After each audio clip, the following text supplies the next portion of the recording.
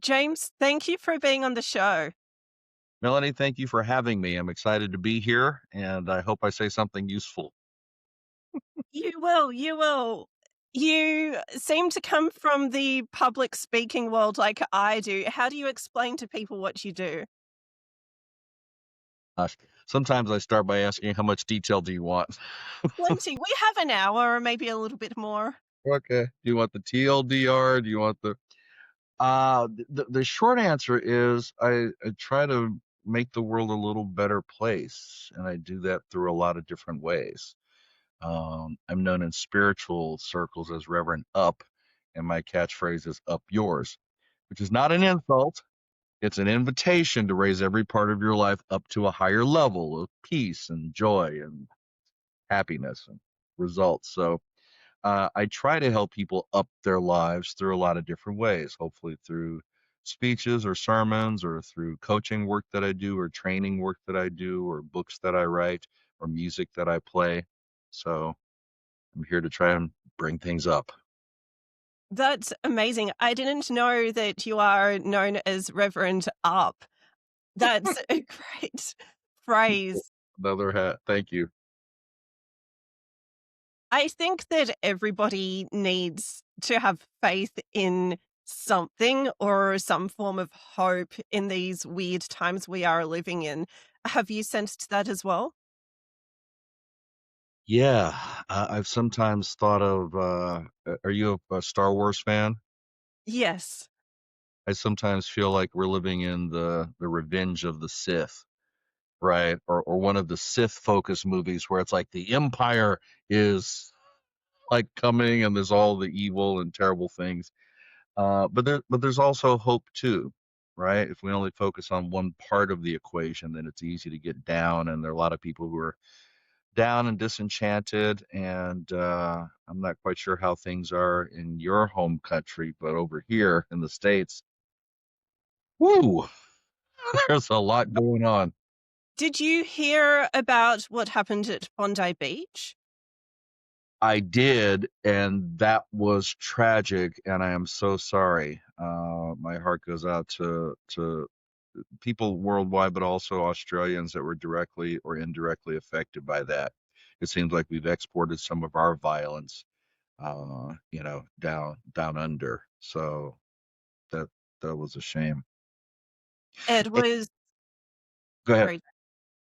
Yeah, well, I was going to say that that was even more of a shock and surprise because we have more gun laws than America has. Right, absolutely. And and what was heartening to see was were the people who jumped in to try to apprehend or arrest the shooters, right, to prevent more damage and death and destruction.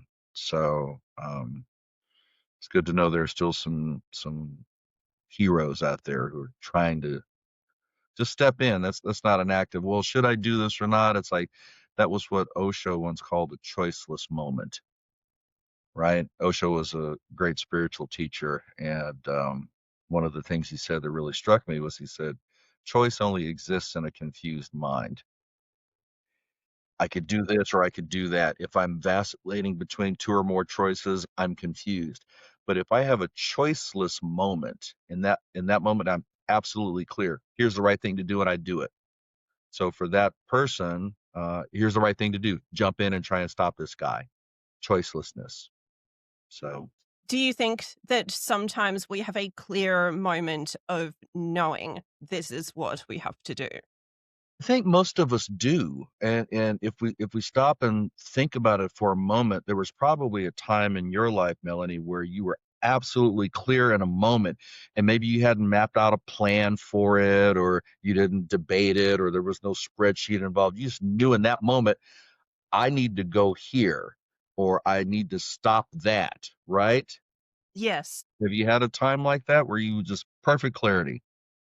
I did have a time like that. Actually, I can't say a lot about this to just be careful, but there were Yeah, moments weeks ago when I just knew, go.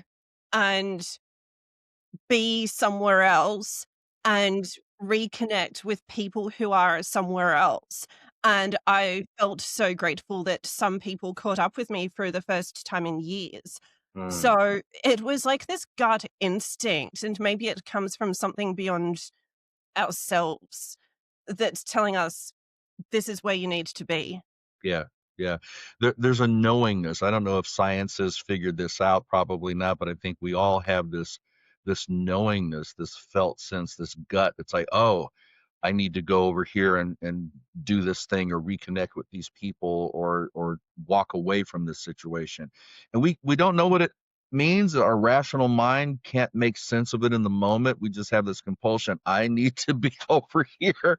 And you go over there. And later you might get some hindsight that says, oh, I'm so glad I did that because had I stayed, right, I might have been in that horrible mess or I might have missed this wonderful opportunity. Right. Yes. And do you think that other people can have their own small versions of the hero at Bondi Beach? As in, perhaps we have a chance to rescue the people around us, even if it's not in a life or death situation. Yeah, absolutely. I think we all have that capability, and I think many of us, all of us have different levels of access, right? Some of us, oh, I'm the hero, and we're looking for opportunities to jump in and save or help. And others are like, no, if it directly affects me, then I'll jump in. And there are some who are like, no, I'm not trying to get involved in anything. Just keep that away. I want a quiet life. But yeah, I think we all can be heroes, and it's probably a lizard brain function, that fight or flight, you know? Are you a parent? Yes. Okay. So if somebody were trying to, harm your kids, there's no thought about that, right? You're jumping in and doing whatever you can to protect your kids, your family, right? So we don't need a course on that. We don't need a decision tree on, well, if this, then that, and if not, should I? It's like, no, you jump in and you take care of your family. So Yes.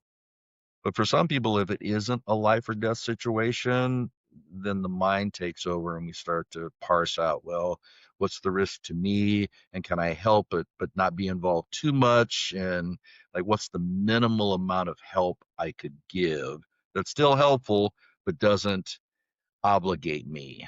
I don't want to have to fill out reports or be on the news or, can I just help anonymously? And sometimes the situation doesn't let you. Interesting. I normally find a way to quietly get involved in something, but I wonder if there's any anonymity in this day and age. I mean, that's a whole thing in itself, whether we have any privacy in this day and age. When people are walking around with, video recorders on them, it's hard to be, oh, someone's cat's in a tree. Let me just sneak over here and climb up and get the cat out of the tree. There's somebody going, oh, and it's being live streamed or posted on social media. Oh, look at this kind person. She climbed up in the tree and got the cat. And they want, hey, what's your name? I want to put it on my Instagram. It's like, no, I'm just trying to be a good person. Yeah. Yes, that's true. And the social media community, it's a very fascinating space because we have hundreds of people in common through social media. And I have I've had a very fascinating, bizarre relationship with the online world for years because you share something and people think you are sharing everything. People have opinions. You should be more happy. You should be more sad. And there's been something very freeing for me, at least, in saying, okay, I'll put what I want to out there, but I'm not going to obsess over it. Kind of like what you're describing. I need to use the lizard brain a bit when I'm going online because otherwise it would just overtake my whole mental uh, capacity and existence, if that makes sense. Yeah, totally. I, I'm online a lot, but I'm probably not online as much as I should be. right? If I want to market and, let people know what I'm doing in the world. But I'm also very careful about what I put online. I want to curate what I put out there. Um, You Part of have it's to. privacy, part of it's for safety, because, there's some folks out there that are just, what? What do you mean? Oh, and, next thing you know, they're throwing insults at you or threatening you. And so I'm not trying to attract that. No, especially with politics. And I have been sort of neutral a bit. I mean, I feel passionate about wanting everybody to be okay, but I'm the weird person who has actually met good people in any part of politics. And I strongly, passionately feel certain that there are individuals who are amazing and good in any space. And then there are the opposite ones who are doing the wrong thing in any space. But then I think there's a big belief. I didn't expect to make this so focused. Yeah, sorry, big day. I'll cut that out. I'll edit that out. So I didn't expect to make it so political, but I think that a lot of people want to categorize as particular groups are good or bad, or even it's always fun to bring in someone who's religious because you're a religious leader as well as a speaker. And how do you Well, let's connect? not go that far. What do you mean? I wouldn't say I'm a religious leader. Uh, How do you describe it then? I am more of a spiritual agnostic, if that Okay. makes any kind of sense. I'm not one who says, "Oh, pick one of the major religious dogmas. You have to believe this because this is exactly how it is, and all other religions are bogus." I'm not that guy, right? Okay. No. My thing is, I think there's something bigger than all of us. I don't know what that is. I don't have enough awareness or knowledge to name that with certainty. You can call it the universe, the force, whatever you want to call it. I think there's something bigger. Um, but I don't think it's an old white guy with a beard in the clouds somewhere. No. No, no. With his son, like a pure patriarchal kind of thing. You should act this way or else. I don't buy that, and I'm not dissing Christians, not at all. You can believe what you want, but here's the thing for me. Here's how I came to this, because I've dipped my toes in a lot of different spiritual and religious waters over the years. And I did some digging. There was a book called The World Christian Encyclopedia, written by a guy named, I think it was David Barrett. And his job for 40 years was to travel the globe and interview people and study religions. What do you believe in? What do you believe in? What do you believe in? How many religions, distinct religions, do you think he came up with? Sure. Take a wild guess. How many religions do you think there are? Distinct ones. Beyond the core few, there are a few more. So Hmm. I would say 8 to 10 perhaps, but it Okay, might be less. good guess. Good guess. 10,000. Okay. 10,000 distinct religions being practiced on Earth.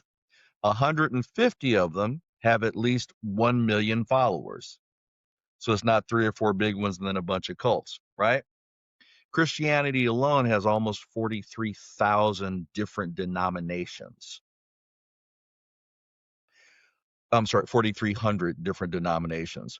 And so, I'm wondering, like, okay, if you put a representative from all the religions and all their various denominations and subgroups and sects in a stadium, and you ask them, please stand if yours is the one true religion, how many folks do you think would stand? It's interesting because some groups do think they are the one, and then others do accept that there could be a few paths to the same destination. Yeah, but you'd probably get a fair number of them, a third, a half. Oh, I am absolutely, mine is it. And then I would just laugh because, right? How do you know? I mean, you can believe all that you want. Believe all you want, but belief only requires acceptance and repetition. Doesn't require evidence or proof or scrutiny or peer-reviewed research. And so I don't speak about spiritual things with the certainty of those who, are religious dogmatics. I go, I don't know. I think we all don't know, or we don't have the whole picture. But moving on from those beliefs for a moment, Hmm. you have been in the public speaking world as well. And it'd be great to really delve into that. How did you get involved in it, in speaking in general? Gosh, it happened when I was a wee lad. Somebody identified me in kindergarten and said, "Hey, we'd love your son to say a speaking part in a Christmas pageant, the little drummer boy." And they go, "Can he learn the lines?" It's like, "Oh, sure, can." I practiced with my mom and I stood up and I said my lines and I didn't pass out and it was fun. And so I was 5 years old or so. And so I kept doing things like that through elementary and, middle school and high school. And I kind of got the bug. It's like, oh, this feels good to stand in front of an audience and say things and recite things and whatever. And then I got involved in speech and debate in high school and college. And then uh, after college, I saw an ad on the side of a building for a seminar company and they were looking for speakers, for trainers. And I said, well, I think I can do that. And I answered it. And then that began a long career of traveling the globe, speaking and training in corporations. And then I got involved in Toastmasters in 2013. And I'd heard about it. Somebody said, well, come to a meeting. You know how we are. Come to a meeting, right? So I went to the meeting. I'm like, oh, this is fun. So I joined. In my first year, I found myself in the finals. Really? Yeah, go figure. And then I got burned out. Did you get back into speaking after a burnout? Well, I still speak as part of, what I do, corporate training and that sort of thing, and facilitation. I love exploring other forms of speaking beyond that community to see what else there is in the world. So, the corporate training, I'm very curious about that. And a lot of people want to form some sort of a career training or doing keynotes. So, what has your experience been doing the training? Is there a common thing that most people normally want and need when you provide that? It's in the professional development space. So whatever the hot topics are for organizations at the time, usually things around communication, uh, team building.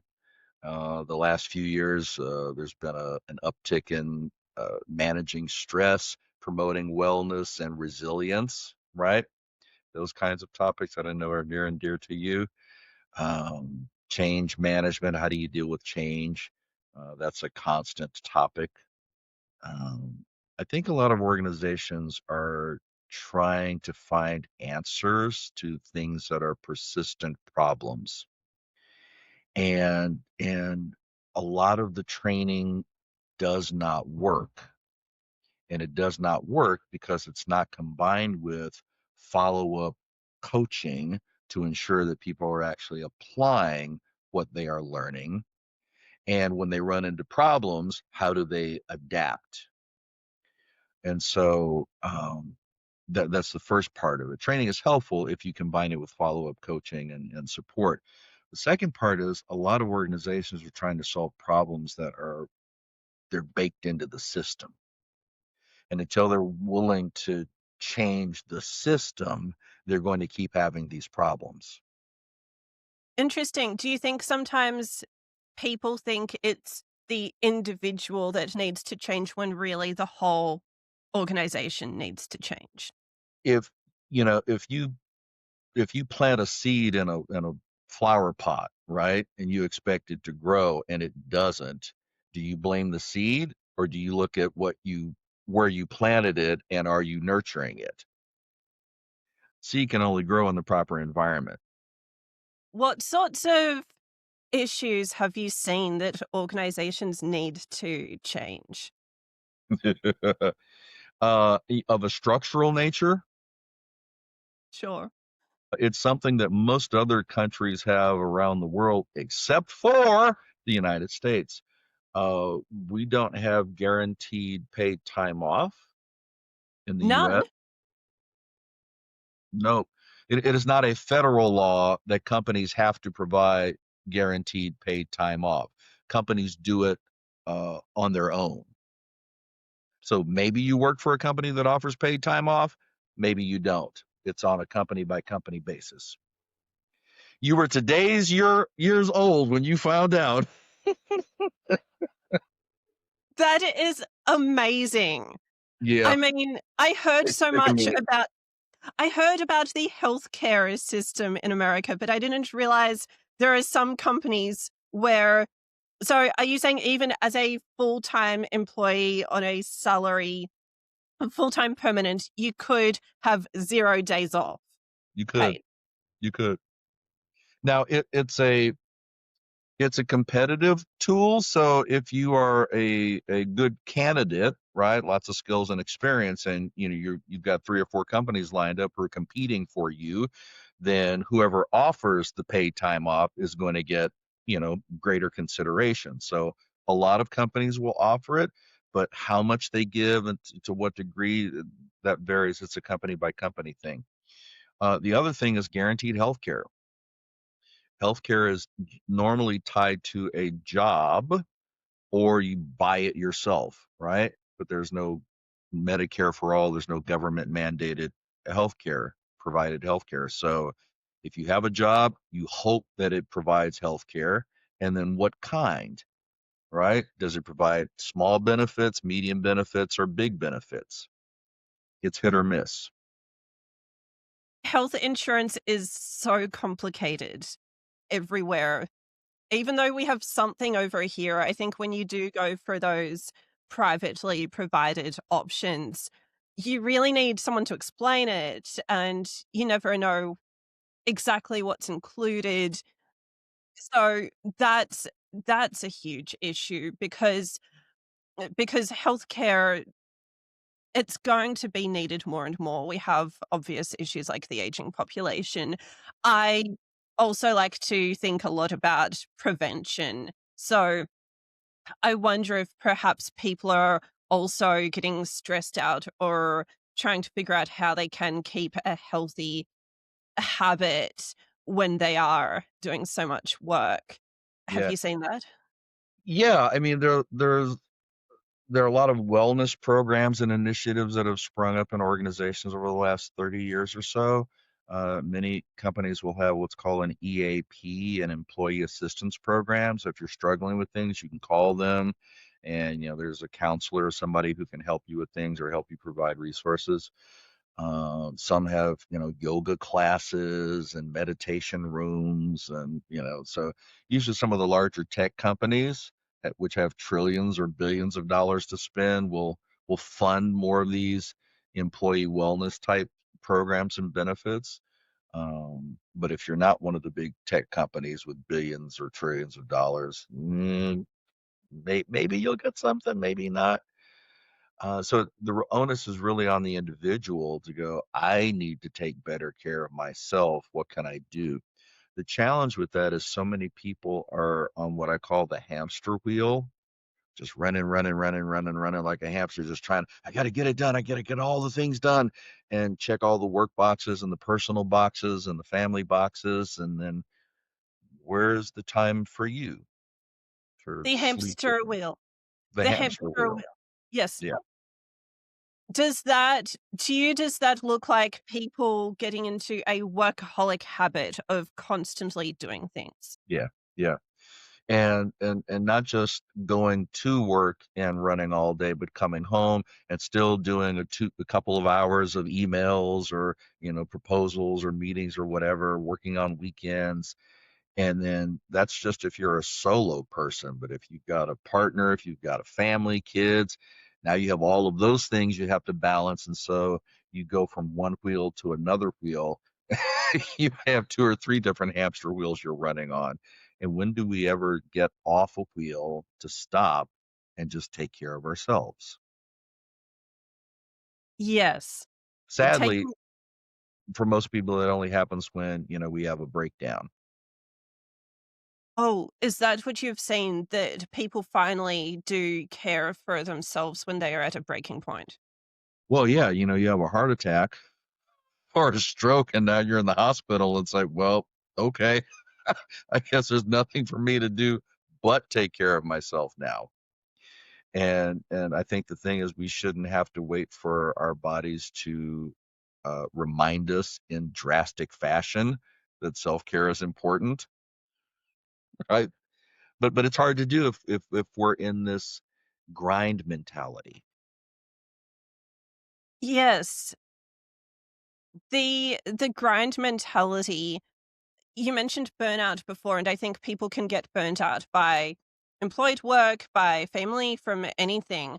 And it's really showing us something because I'd say that a couple of years ago, I was the health nut who is having plenty of kale, but I realized that I was getting so busy and also wanting to give and give just everywhere to anyone that the burnout for me personally, I would have a migraine and 2 weeks later a cold and 2 weeks later another a migraine and then 2 weeks later another a cold. I Yeah. realized this is a pattern. Yeah. I Yeah. was so sick.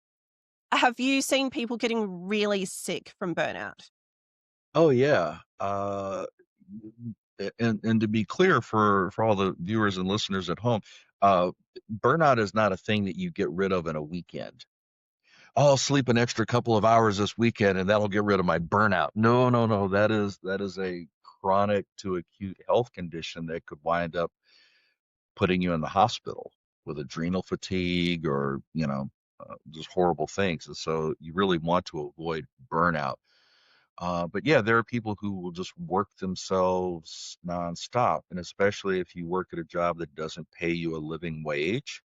So I can't make all my ends meet with this job. So once I'm done there, I got to go to my second job and hopefully between the two of them, and then you may have a side hustle, that's, oh, I sell things on Etsy or whatever, right? My Etsy shop and you write a book or whatever, right? And so it's we're trying to make our lives work because our main source of income doesn't pay enough and costs rise faster than pay. There's a huge disparity between what it costs to live now and what most people actually make. um so that contributes to the burnout culture. It's an existential crisis, right? Because we've tied money to basically everything we need to live. And if you don't make enough, now you're actually worried about living. That's why they call it a cost of living. Yes, it is.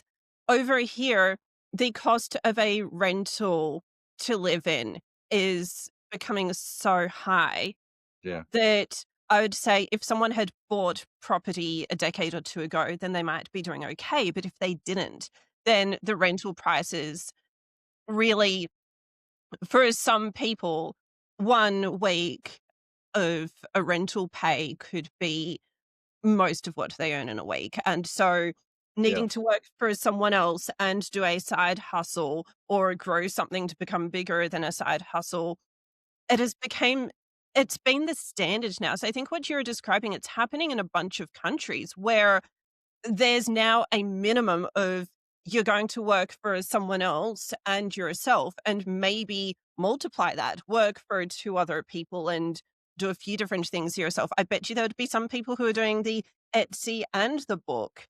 Oh, yeah. Oh, yeah. Uh, Guy named Robert Allen wrote a book years ago called Multiple Streams of Income, and in the 80s, I think. And he said, it doesn't work anymore just to have one primary source of income, because what if that falls through, right? So you have to have multiple streams of income. But we talked about passive income, not multiple jobs you have to work at, right? So, and you look at, Airbnb, for example, right? Where people, oh, I can rent a room out in my house to strangers and make money. I don't have to go to a job every day. I got to clean the room, but right, that's different than having a regular gig, uh, or writing a book or a pamphlet or ebook or creating an app and selling it online, right? People are monetizing content they create on YouTube and TikTok and all the thing, Instagram. So people are being very creative. Technology has given new platforms for people to be creative in how they sustain themselves. But I think that sort of masks the fundamental problem, which is society and business and government are not orienting us towards healthy, sustainable living. It's extractive and exploitive. Yes. One thing you identified, and you said this earlier as well, it's that money is tied to living so much, and money can be useful. It can Hmm. provide resources. But the example that I heard of weeks ago was that in an area maybe half an hour away from me, maybe an hour, there's a small place where the council apparently closed down the community garden where food was grown. And so the only option is then to go to the supermarket and spend money on something that could have just been growing from the ground. Right. That sort of thing is going on. And it's not even totally safe to rely on these things. I saw a video this morning about how some fresh produce products are getting recalled at the supermarkets, but then there are so many regulations around just growing our own food. So, whereas I think that years ago, there were different generations where you would grow food in a yard or whatever you had, and people mended their clothes. Do you think that people need to become a bit more self sufficient? Probably. Whether that's having a little garden in back there you can grow some of your fruits and vegetables, weather permitting, um, or you learn how to do some of your own, mending, darning, clothes making, home repairs and stuff. And YouTube University is great for that. Yeah, I'm like, how do I fix this? YouTube, how do I fix a leaky faucet? Oh, thank you. Right? Um, I think how we've progressed economically as a society around the world in many places, not every place clearly, has made us less independent, right? Where does yes. my food come from? The grocery store. It's okay, yeah, but ask your grandparents where the food came from, depending on your age, right? Or your great grandparents is like, no, we had a farm, we had chickens, we had, you know, planted things. So I think the more we get away from nature and being dependent, the worse off it becomes. Because now who feeds us? The corporation, the corporate farm, right? Absolutely. The corporate farm or even trying to prepare our own foods. I think that one thing I hope that any office worker could do is not rely on the fast food of whatever sorts in a normal day. People think they are saving time by getting McDonald's, whatever else, when it can take 5 minutes to set up something that will actually nourish us before going out for the day. And I think those things can really feed our minds and help us to have better careers. Absolutely. But if we're on that hamster wheel, we're running, running, running. Most folks don't have the energy to, I got to go in here and cook. I got to put things in a pan and I got to mix things. Who's got time for that when you can just order something or go through a drive-through and pick it up and there's hot food in a bag? Not not always great for us, but we're not prioritizing health, we're prioritizing speed and efficiency. And Yeah. energy. I don't have the energy to cook, so let me just order something. It's okay if someone has maybe a healthy meal prep that they have outsourced. That's okay. Yeah, But I'm guessing people aren't even having the energy to think about that and find that. And right. so it seems like for the average person, there is that temptation to just go for the ultra processed things. So Yeah, it seems like the key underlying problem isn't simply what we're eating, but how busy we are and what time and capacity we have to even think about our lifestyles. Are you saying that basically people are getting so burned out from work that they are not getting the opportunities to even think about the lifestyles that could sustain them? yeah. Because this grind mentality has become normalized. Well, this is just how it is, Melanie. You get up before sun and you get the kids off to school and you rush off to the job and you do your thing all day and you pick the kids up and you come back home, you make dinner and you do stuff and you put the kids to bed. And now what time do you have left for you? Maybe a half an hour, maybe an hour. What do? You binge watch something on TV or you just fall asleep on the couch and you get up tomorrow and you hit the repeat button. And that's Exhaustion. life for so many people. Is that part of the personal development you've been exploring in your training? Yeah, I always try to work that in whatever I'm talking about. The topic is project management. Yes, and self-care. The topic is leadership. Yes, and self-care. Because what's the old line? The flight attendants, put your mask on first before attempting to help others. Enlightened self-interest. If you don't take care of you, who else will? And then, um, can you do it before your body takes over and go, nope, sorry, we're just gonna heart attack, stroke, we're gonna force you to be still. The question of who else would take care of you, that one is significant because if everybody else feels just as busy, then do you think we're even becoming too busy to look after each other? Yeah, I think so. And I think this is it's a growing problem for people who, are experiencing later years of life versus, younger folks like yourself. You're like, okay, when I hit my 60s, my 70s, if I don't have that life partner there, who's going to even know if I die? Who's going to look after me if I fall down and hurt myself, right? Do I just go into some care facility somewhere and then who can afford that? Well, that's expensive. They are But so yeah, expensive. yeah. So it's a thing.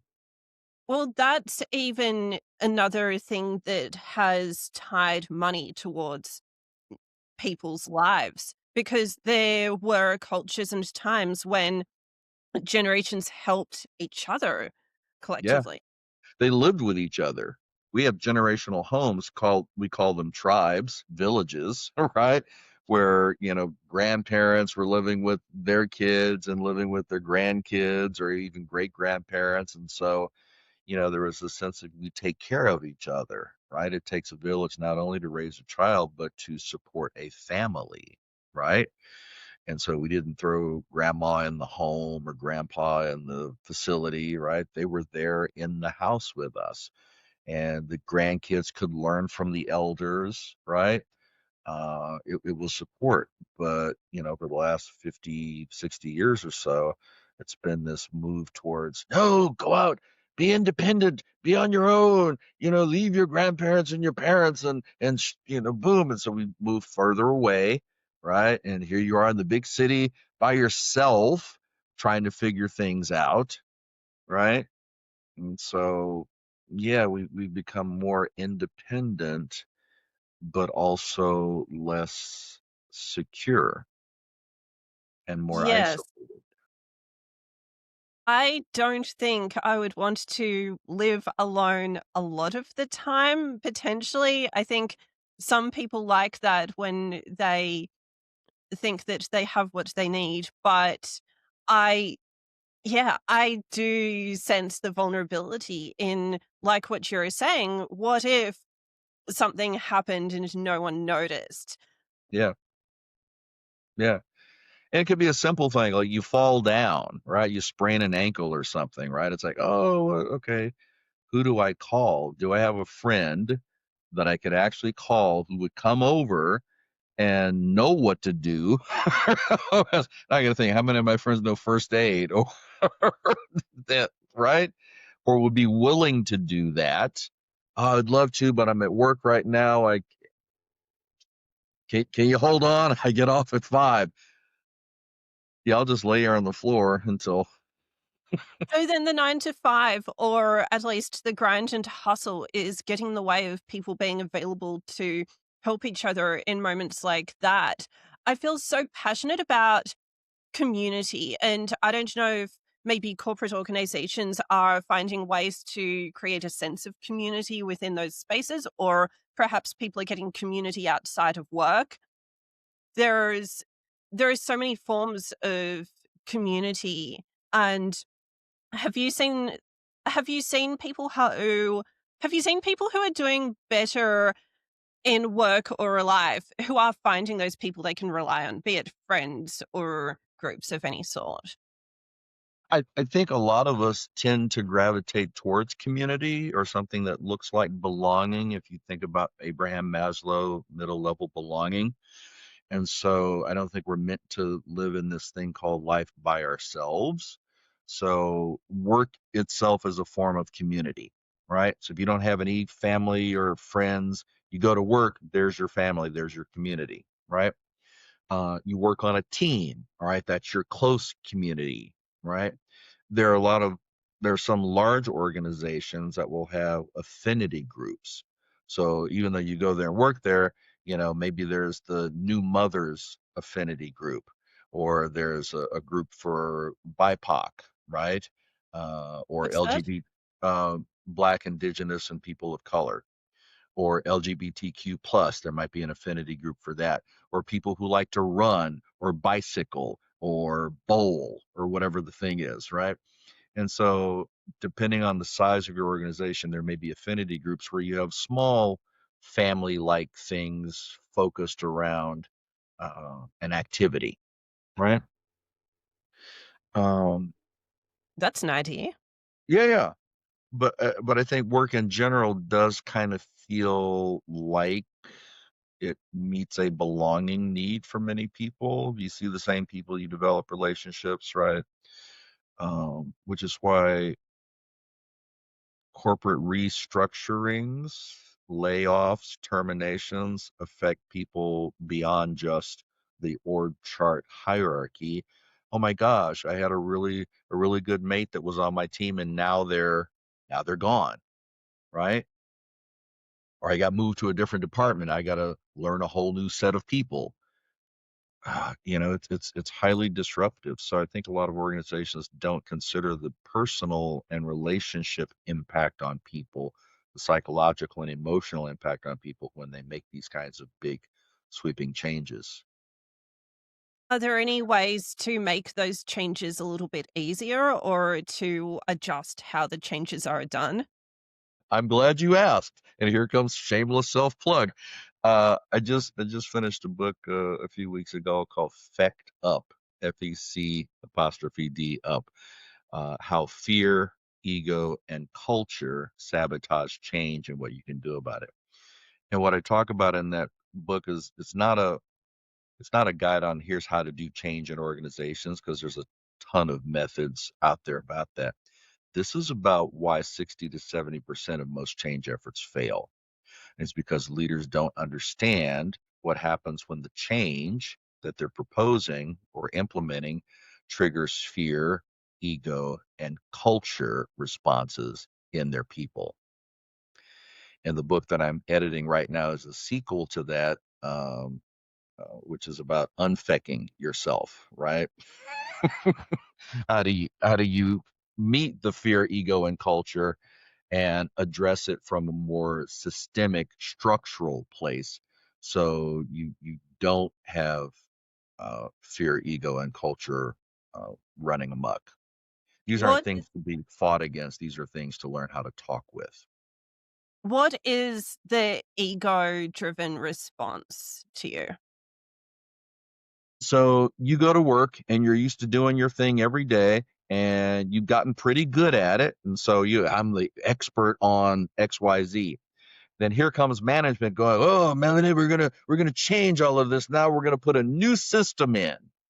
So the system that you were the expert of is going away, and now you have to start all over learning a brand new system. You're no longer the expert. So now how does ego, which used to be an expert, respond to the change, which means you're no longer the expert? It will resist. It will say, well, this is a stupid idea, and I don't think we should be doing this. And what we have right now, it works perfectly fine. And so you will find creative ways to resist implementing the new system. And even if you can't resist it, it's going to happen anyway. You'll drag your feet on learning it. You'll shoot it down at every meeting. You'll ally yourself with people who also don't like the change for whatever reason. Okay, this is interesting because right now we are seeing the growth in adoption of AI. And I bet you, We're covering all the big topics today: politics, religion, AI, culture. Woo! and you are coping, but there's always a change in some form with technology. I mean, early in my adulthood, social media went from being a fun toy to something that was running our lives. Yeah. And it really was.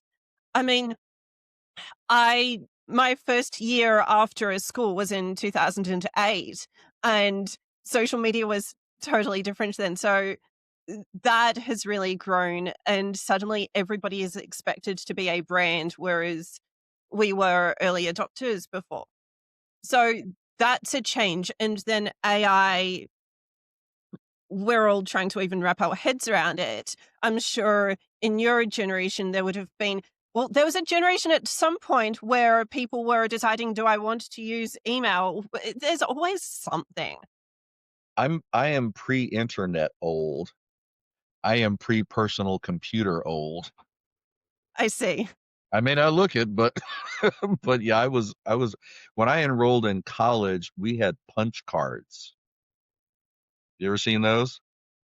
It's a card about rectangular, about yay big, and it had little punch holes in it, and you would stick that in some kind of a computer that would read where the holes are, and that would get translated into some kind of language on What were punch they card. for? For registration, for enrollment, for data collection. Yeah, yeah. So I have seen the personal computer, the floppy disk, the all the things to now. It's been amazing how much things have changed in 40 years. Yes, even when I was a kid, there were floppy disks around, and even at the time, the phrase was odd to me because it wasn't actually floppy. First ones were. They were large and they were actually floppy. Then the three and a halves were not. They just kept the term. So but yeah, how so AI and how do we adapt? I read a thing where it said about 40 to 50% of human jobs right now will be handled by AI in 2030. That's Or, not that far away. well, it's not. It's not. Not now whether they will or not, but they could be, right? If you just make a list of all the jobs that humans are doing, like which of those could AI do with a little more prompting and programming, and autonomous things, robots and vehicles. But we saw this last week or so in San Francisco here, uh, where sometimes those best autonomous AI vehicle ideas just don't go well. There was a situation yesterday or day before where power went out in San Francisco in a large part of the city. And we have these vehicles called Waymo. Have you seen these? They are autonomous vehicles. They have cameras, all around them, and you can just go to an app and you can say, I want a Waymo to pick me up, and it'll meet you at that spot and then take you to wherever you want to go. It is a driverless taxi. Okay. The city is full of these now, right? Well, when the power went out, that meant all the traffic signals went out, and the cars didn't know how to navigate with no traffic signals or lights, so they just stopped. Oh my goodness. Middle of the road, middle of an intersection where they just stopped. And so it's like, did no one think of this scenario where if there's a power outage and there are no traffic signals, what should the car do? Should it pull over to the first available, you know, parking spot or parking lot? Or it's like, does not compute. It just So froze. no one had programmed that in to say this is the contingency. That's a really interesting point because someone out there will need to influence what all these computers are going to be doing. I'm so glad that you told me that because I did not know that some cities are having driverless cars But yeah, that it's a thing. much. I It's a knew that thing. it was coming. I didn't realize it had arrived. Oh, it's here. They had been testing it for a while. We would see one or two of them, and now you drive down the street and it's, oh, driverless car, driverless car. Uh, there was another story about Waymo, I think a week ago, where like four of them converged in a tight street, and I think they didn't know which one should have the right of way, so they just all sat there looking at each other, had to call a human out to go into the cars and move them so they could navigate again. So, yeah, there's all the talk of AI and robots replacing everything, and then we have situations like this where it doesn't look like it's that refined refined enough yet. Yes, the technology, some technology can do great things. I mean, we are able to have this remote conversation where you can tell me what's going on in America. And Right? it's actually really refreshing because I started off bringing up politics and then we can giggle at how the robotic cars don't know where to go. Yeah. So it's nice to at least giggle at that. But looking at change and adapting to change, then it seems like the ego is a part of how we all need to figure out how are we going to adapt and what are we really an expert in. Have you found that it helps being an expert in something beyond just a system or a technology? Because you can do training for people for all sorts of things. You can, but the challenge that AI presents is it can become an expert in something faster than we can. So if I come in and I learn a job, let's say I learn accounting, right? I'm working at a company, I'm doing accounting, all the numbers. Well, they can just plug all that stuff directly into AI and have it do all the things that it wants: profit and loss statements, balance sheets, financial modeling, analysis. All of that's going to take me a minute or like, yeah, hours, right? But the AI just goes, spits it all out.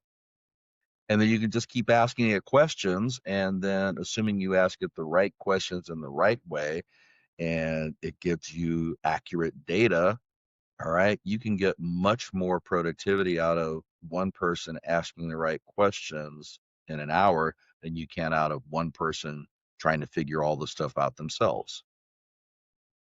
So if I spend years, I go to university and I learn this thing and I get a certificate or a degree in that and I come out, okay, here I'm ready to be whatever the thing is, but AI comes in and can do it 10 times faster and maybe 10 times better. Okay, now, all right, where do I work? A company that can't afford AI? Okay, well, maybe that only lasts for a minute. Oh, some AI is pretty cheap. I know someone Yeah. who is using the whole toolkit for 300 AUD a month, and you can get a lot out of Chat GPT, which is not expensive. No. So then what does that mean for me? So okay, well, reskill what? Reskill doing what that AI couldn't do better or faster or cheaper? Because see, me, I'm going to need a living wage and health insurance and medical, dental, and vision, and I'm going to need paid time off and vacations and a 401k plan. What does ChatGPT need? $20 a month? Add that. That's a no-brainer. It's like you, human, cost way more. You don't get ChatGPT doesn't get sick. It has outages from time to time, but generally speaking, it's going to be up more than I am. The main value the main value that I have been clinging on to for myself lately is the flawed human storytelling, and that's where it comes back to speaking, because AI could tell you a story, but if I stay unpredictable, then I'm doing something the robots couldn't do. Right. They can spin a pretty good tale. I've asked it to do some creative writing projects with me, and it's like, ooh, that's really good. It's like, wow. Have you heard of Suno? No. My Suno. Check that out. But be prepared to have your mind blown. Have you seen any? Are you on TikTok? Little bit, but just Okay. for the podcast. Yeah. Don't hang out there too much, but Why? that'll suck you in. It's a thing. There are some people who have released popular songs as remakes in different styles, all using these AI music apps, and it sounds amazing. So Suno is one of these apps where you get, and I don't work for them. I'm not trying to plug them, but I've used it. And I have musician friends who use it. You can go in and say, I want a song in the style of whatever using these instruments.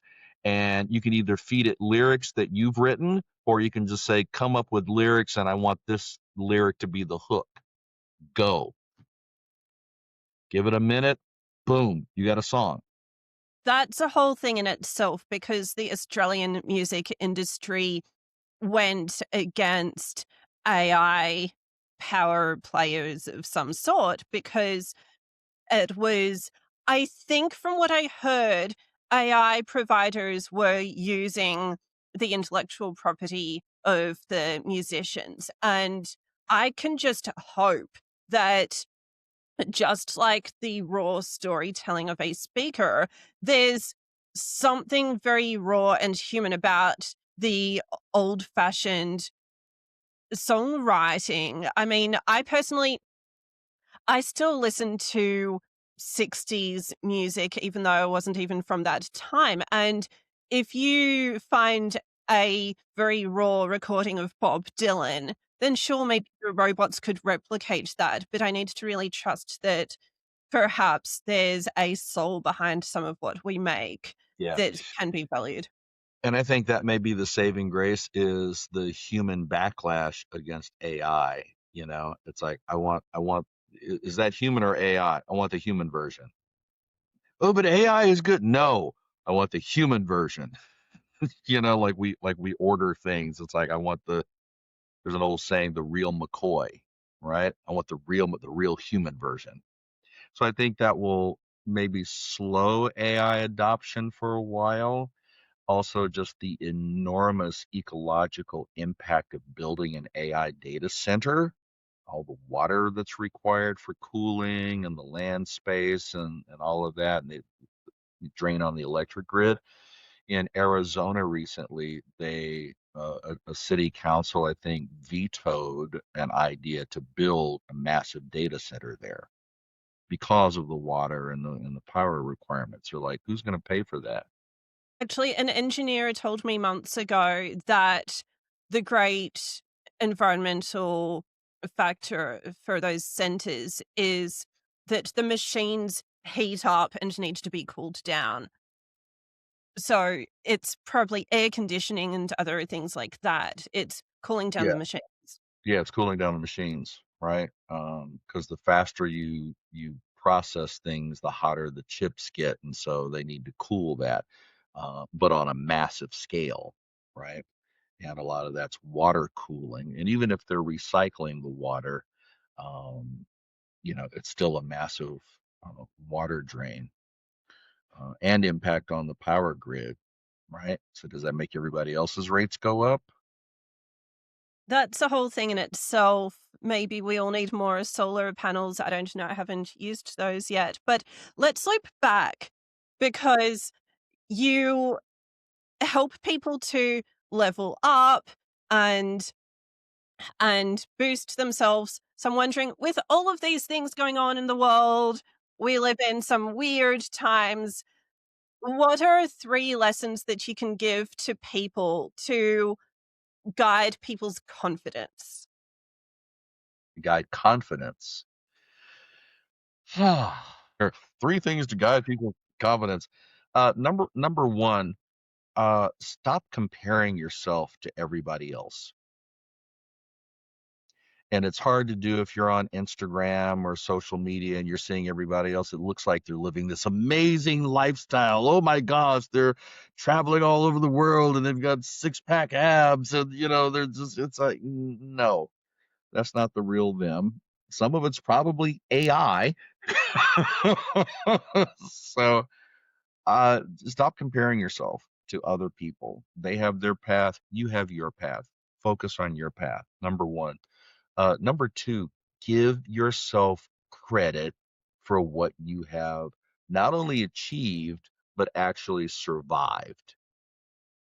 Some people have been through some horrible things, right?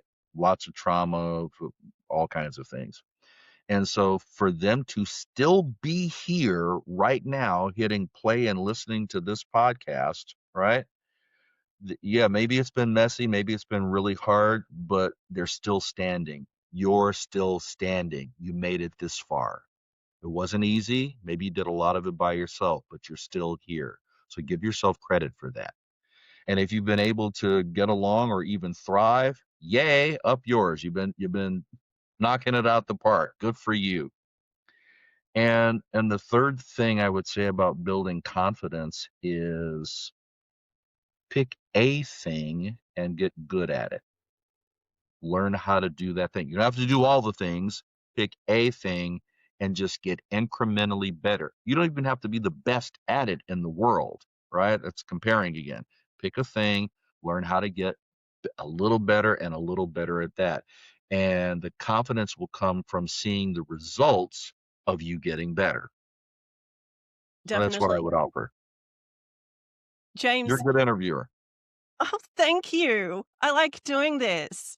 It's great fun. It's And so. yes, I've liked how you've talked about almost anything and a bit of everything. And I was sending you a message. What are we going to talk about? And I'm like, Everything. okay, whatever. She's an experienced interviewer. She's going to ask questions. I'm going to ask. We're having conversation. Yeah, Definitely. Thank you so much for chatting. my pleasure. Thank you so much, Melanie, and keep doing this. This is great stuff you're doing. Awesome. Okay.